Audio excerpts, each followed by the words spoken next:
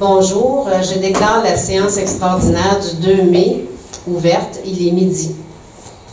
L'ordre du jour, la déclaration de l'urgence sinistre du 1er mai 2023.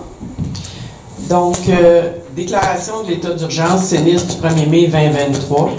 Considérant que l'article 42 de la loi sur la sécurité civile prévoit qu'une municipalité locale peut déclarer l'état d'urgence dans tout ou partie de son territoire lorsqu'un sinistre majeur, réel ou imminent exige pour protéger la vie, la santé ou l'intégrité des personnes une action immédiate qu'elle estime ne pas pouvoir réaliser adéquatement dans le cadre de ses règles de fonctionnement habituelles ou dans le cadre d'un plan de sécurité civile applicable.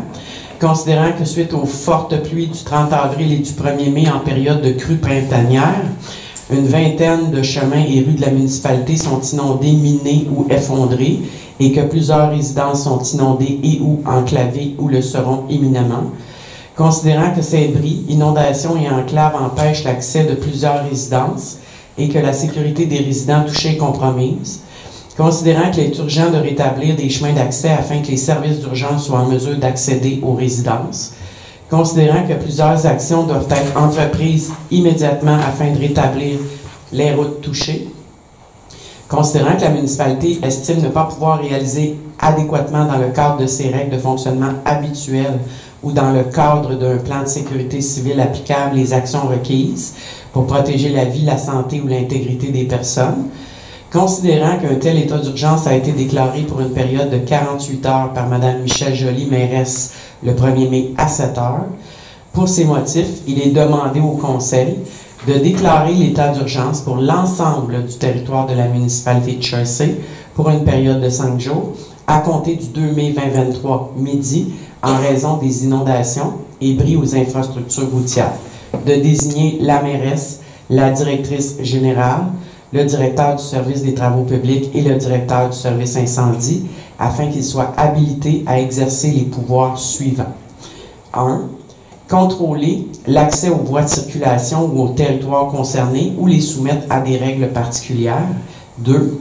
Accorder, pour le temps qu'elle juge nécessaire à l'exécution rapide et efficace des mesures d'intervention, des autorisations ou dérogations dans les domaines qui relèvent de la compétence de la municipalité. 3. Ordonner, lorsqu'il n'y a pas d'autre moyen de protection, l'évacuation des personnes de tout ou partie du territoire concerné qu'elle détermine ou, sur avis de l'autorité responsable de la protection de la santé publique, leur confinement et veiller, si celles-ci n'ont pas d'autres ressources, à leur hébergement, leur ravitaillement et leur habillement, ainsi qu'à leur sécurité. 4. Requérir l'aide de tout citoyen en mesure d'assister les effectifs déployés. 5. Réquisitionner dans son territoire les moyens de secours et lieux d'hébergement privés nécessaires, autres que ceux requis pour la mise en œuvre du plan de sécurité civile adopté en vertu du présent chapitre ou du chapitre 6. 6. Faire les dépenses et conclure les contrats qu'il juge nécessaires. Qu'avis de la présente déclaration d'état d'urgence locale soit promptement transmise aux autorités responsables de la sécurité civile ainsi qu'au ministre de la Sécurité publique. Alors, ça me prend un proposeur. Sylvain Lévesque. Secondé par. Richard Létu. Est-ce que tout le monde est d'accord? Oui. Oui. Résolu à l'unanimité. Alors, le point 3, période de questions, on n'a pas de citoyens dans la salle, aucune présence.